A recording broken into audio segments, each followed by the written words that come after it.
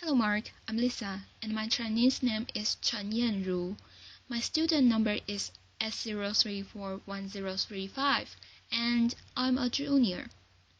I'm going to read Jiang, what I learned from 100 Days of Rejection. When I was 6 years old, I received my gifts. My first grade teacher had this brilliant idea. She wanted us to experience receiving gifts but also learning the virtue of complimenting each other. So she had all of us come to the front of the classroom, and she bought all of us gifts and stacked them in a corner. And she said, "Why don't we just stand here and compliment each other? If you hear your name called, go and pick up your gift and sit down." What a wonderful idea, right? What could go wrong? Laughter. Well, there were 40 of us to start with, and every time I heard someone's name called, I would give out the heartiest cheer. And then there were 20 people left, and 10 people left, and 5 left, and 3 left. And I was one of them. And the compliments stopped. Well, at that moment I was crying. And the teacher was freaking out. She was like, "Hey, would anyone say anything nice about these people?" Laughter. No one?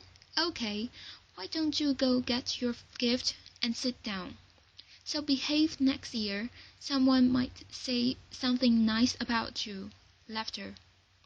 Well, as I'm describing this you probably know I remember this really well. Laughter. But I don't know who felt worse that day. Was it me or the teacher? She must have realized that. She turned a team-building event into a public roast for 3 6-year-olds. And without the humor. You know, when you see people get roasted on TV, it was funny. There was nothing funny about that day. So that was one version of me, and I would die to avoid being in that situation again, to get rejected in public again. That's one version. Then fast forward 8 years, Bill Gates came to my hometown, Beijing, China, to speak, and I saw his message. I fell in love with that guy. I thought, wow, I know what I want to do now. That night I wrote a letter to my family telling them, by age 25 I will build the biggest company in the world, and that company will buy Microsoft. Laughter. I totally embraced this idea of conquering the world, domination, right? And I didn't make this up. I did write that letter, and here it is. Laughter. You don't have to read this through. Laughter. This is also bad handwriting, but I did highlight some keywords. You get the idea. Laughter.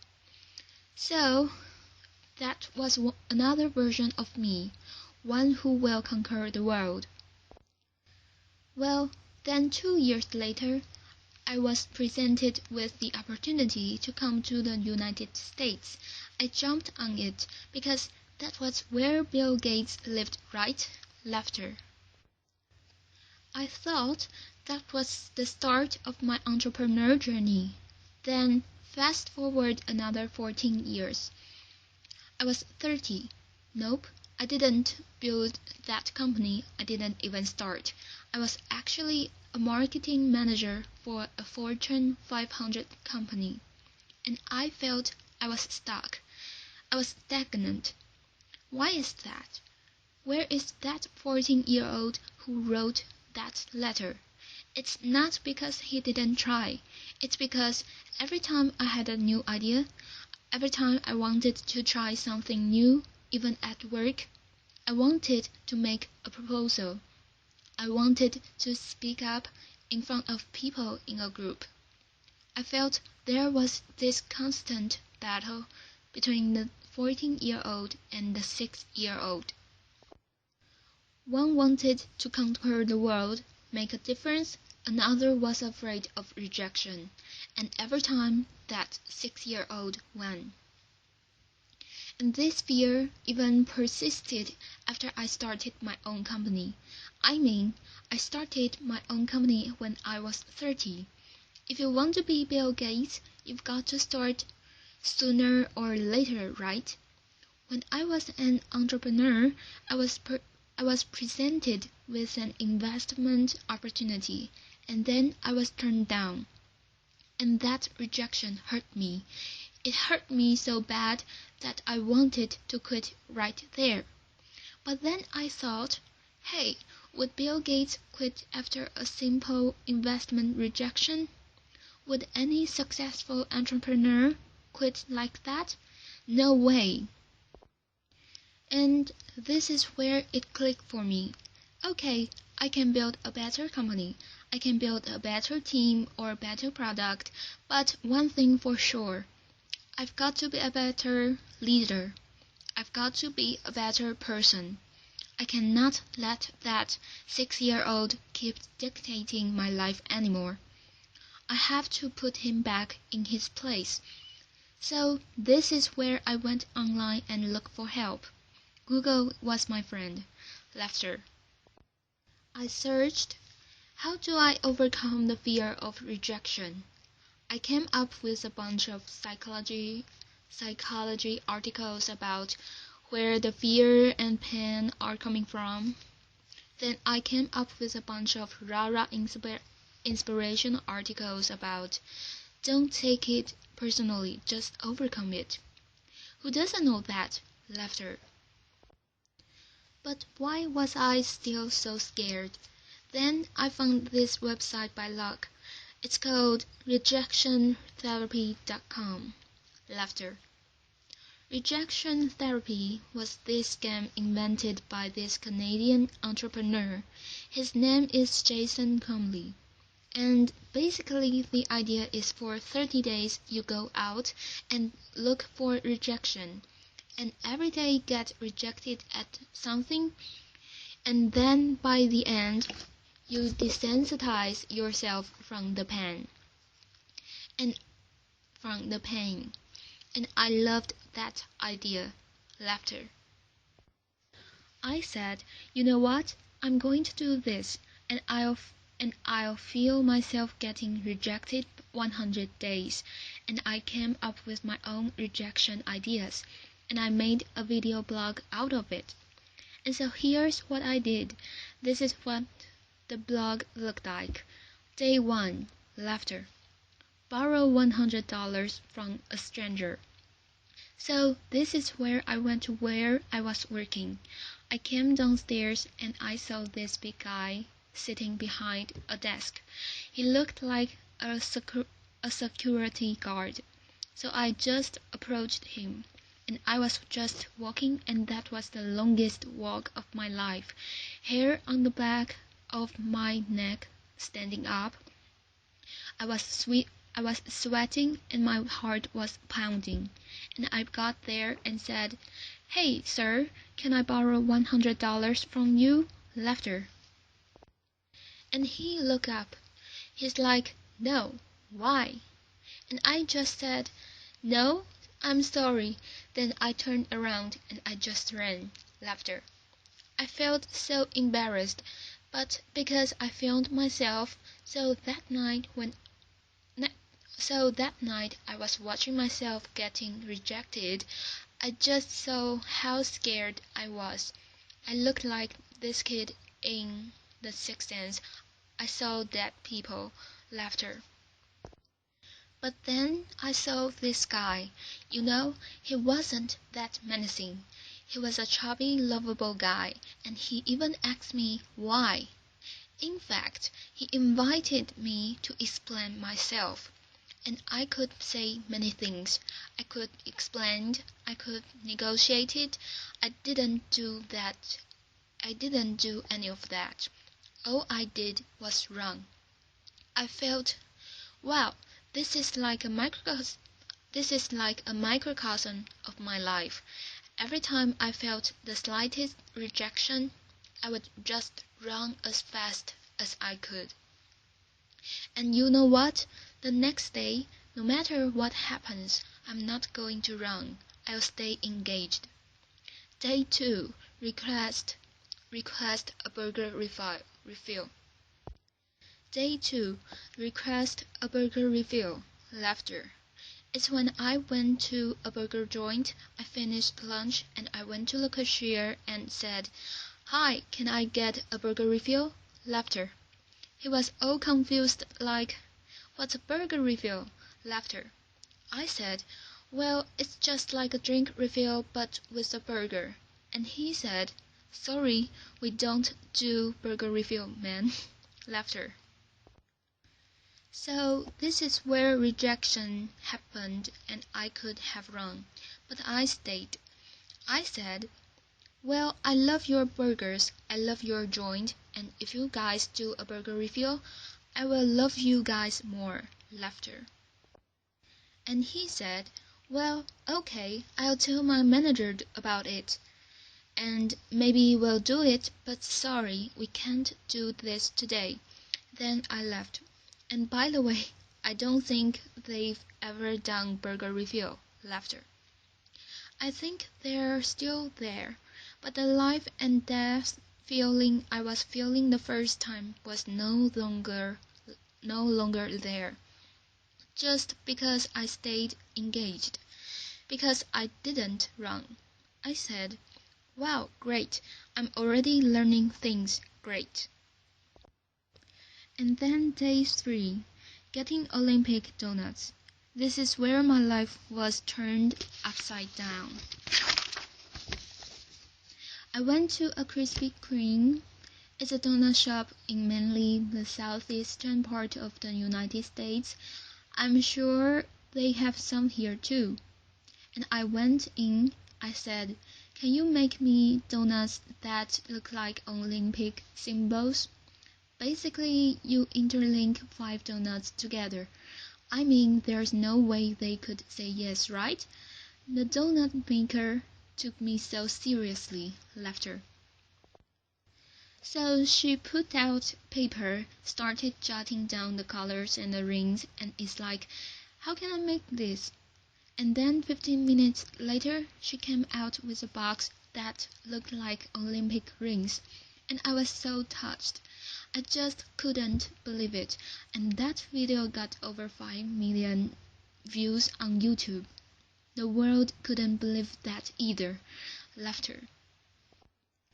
You know, because of that I was in newspapers, in talk shows, in everything. And I became famous. A lot of people started writing emails to me and saying, "What you're doing is awesome." But you know, fame and notoriety did not do anything to me. What I really wanted to do was learn and to change myself. So I turned the rest of my 100 days of rejection into this playground, into this research project. I wanted to see what I could learn. And then I learned a lot of things. I discovered so many secrets. For example, I found if I just don't run, if I got rejected, I could actually turn a no into a yes. And the magic word is why. So one day I went to a stranger's house. I had this flower in my hands, knocked on the door and said, "Hey, can I plant this flower in your backyard?" Laughter.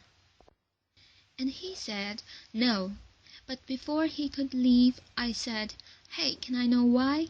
And he said, "Well, I have this dog that would dig up anything I put in the backyard. I don't want to waste your flower. If you want to do this, go across the street and talk to Connie. She loves flowers." So that's what I did. I went across and knocked on Connie's door, and she was so happy to see me. Laughter. And then half an hour later, there was this flower in Connie's backyard. I'm sure it looks better now. Laughter. But had I left after the initial rejection, I would thought, Well, it's because the guy didn't trust me. It's because I was crazy, because I didn't dress up well, I didn't look good. It was none of those. It was because what I offered did not fit what he wanted. And he trusted me enough to offer me a referral. Using a sales term, I converted a referral. Then one day, and I also learned that I can actually say certain things and maximize my chance to get a yes. So, for example, one day I went to a Starbucks and asked the manager, "Hey, can I be a Starbucks greeter?" He was like, "What's a Starbucks greeter?" I said, "Do you know those Walmart greeters? You know, those people who say hi to you before you walk in the store and make sure you don't steal stuff, basically. I want to give a Walmart experience to Starbucks customers." Laughter. Well, I'm not sure that's a good thing, actually. Actually, I'm pretty sure it's a bad thing. And he was like, "Oh, yeah, this is how he looked. His name is Eric." And he was like, "I'm not sure." This is how he was hearing me. "Not sure." Then I asked him, "Is that weird?" He's like, "Yeah, it's really weird, man." But as soon as he said that, his whole demeanor changed. It's as if he's putting all the doubt on the floor. And he said, "Yeah, you can do this. Just don't get too weird." Laughter. So for the next hour I was the Starbucks greeter. I said hi to every customer that walked in and gave them holiday cheers. By the way, I don't know what your career trajectory is. Don't be a greeter. Laughter. It was really boring, but then I found I could do this because I mentioned, "Is that weird?" I mentioned the doubt that he was having. And because I mentioned, "Is that weird?" that means I wasn't weird. That means I was actually thinking just like him, seeing this as a weird thing. And again, I learned that if I mentioned some doubt people might have before I asked the question, I gained their trust. People were more likely to say yes to me. And then I learned I could fulfill my life dream by asking. You know, I came from 4 generations of teachers, and my grandma has always told me, "Hey, Jia, you can do anything you want, but it'll be great if you became a teacher." Laughter. But I wanted to be an entrepreneur, so I didn't. But it was always been my dream to actually teach something. So I said, what if I just ask and teach a college class? I lived in Austin at the time, so I went to University of Texas at Austin and knocked on professors' doors and said, "Can I teach your class?" I didn't get anywhere the first couple of times, but because I didn't run, I kept doing it, and on the third try the professor was very impressed. He was like, "No one has done this before," and I came in prepared with PowerPoint and my lesson. He said, "Wow, I can use this. Why don't you come back in 2 months? I'll fit you in my curriculum." And 2 months later, I was teaching a class.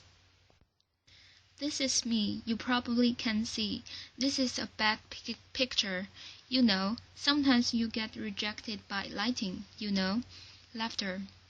But wow, when I finished teaching that class, I walked out crying because I thought I could fulfill my life dream just by simply asking. I used to think I have to accomplish all these things, have to be a great entrepreneur or get a PhD to teach, but no, I just asked and I could teach. And in that picture, which you can see, I quoted Martin Luther King Jr. Why? Because in my research I found that people who really change the world, who change the way we live and the way we think are the people who were met with initial and often violent rejections. People like Martin Luther King Jr., like Mahatma Gandhi, like Nelson Mandela, or even Jesus Christ. These people did not let rejection define them. They let their own reaction after rejection define themselves, and they embraced rejection.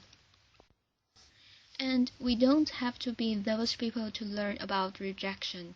And in my case, rejection was my curse, was my boogeyman. It was bothering me my whole life because I was running away from it. Then I started embracing it. I turned that into the biggest gift in my life. I started teaching people how to turn rejections into opportunities. I used my blog, I used my talk, I used the book I just published, and I'm even building technology to help people overcome their fear of rejection.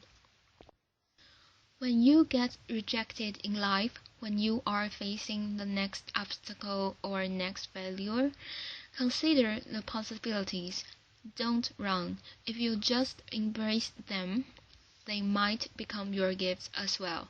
Thank you. Applause.